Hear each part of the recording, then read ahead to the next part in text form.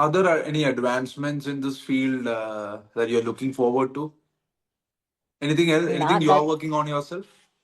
Okay, so I'm just really trying to work down to the last final details so that I can help everybody with whatever disease or condition they come in. So we have some issues, for example, with people coming in who are maybe overweight or underweight. And so when they go on the protocol has to work for every single one of them and generate the same result. And not just in terms of migraine, but also in terms of health, right? So it's not any different than any other nutritional program. And so I'm working out the last steps on how to ensure that whether you're underweight or overweight or whatever other health issues you may have, we have a solution for that. I'm not looking for outside solution because clearly the whole industry is just heading toward medications.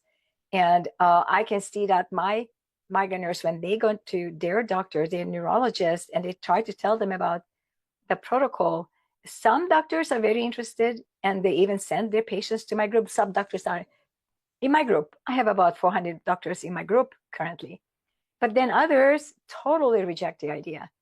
And so they just into medications. And I had people who completely came off all medications and are migraine free. And the doctor says, well, you should stop that. And here's a medication. And no matter what the patient says, well, I don't have migraines until I'm on this. No, that's not good. You need to be on medication. So with this kind of an attitude, I don't see how anything positive in terms of a medicine-free solution can, a healthy solution come.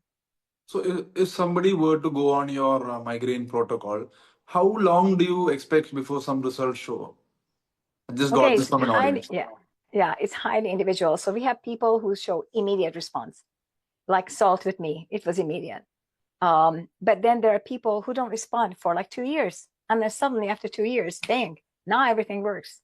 So we can't really tell. I mean, there are some parts that will be working, but other parts won't be working. So we can't actually tell how long full recovery takes because it isn't just a migraine that they have, but they have metabolic disease. They may have EDS, is something we should talk about. This is Ehlers-Danlos Syndrome that most migraineurs have. Many migraineurs have cervicogenic problems. Many migraineurs have Raynaud's disease.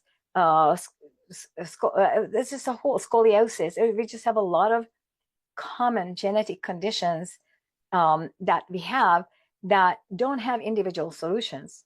And so it is good to look to see and understand. So I've been doing some genetic work where I'm looking at like a human genome database at genecards.org.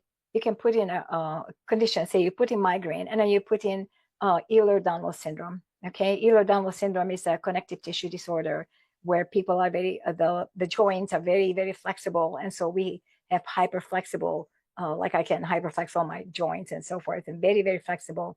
They're the ones you see in gymnastics where the legs hanging over our head and we put our head through and we have no problems totally wrapping our bodies around something.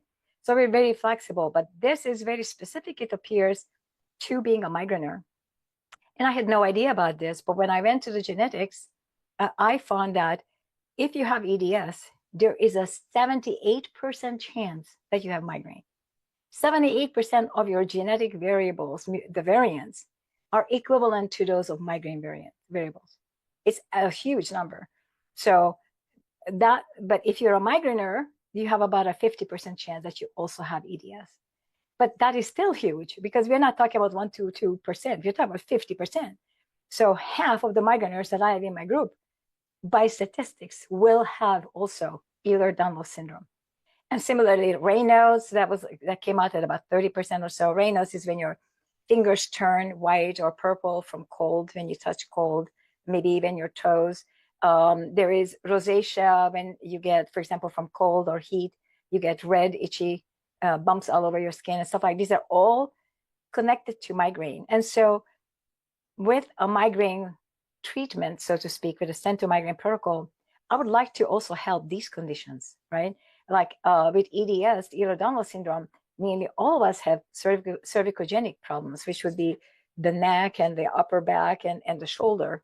And then many of us have scoliosis, which is a twist of your back. And in certain areas.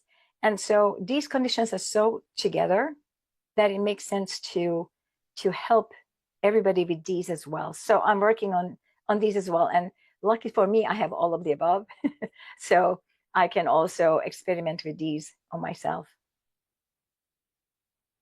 Right. So I think we have some audience. Yeah. Yeah, Manasi, please go ahead. Hi, Angela. This was super helpful, and really thank you for all the research that you've done. One question I had was the salt in India is often iodized. Is that a problem? No, Menashe, thank you. Nice meeting you.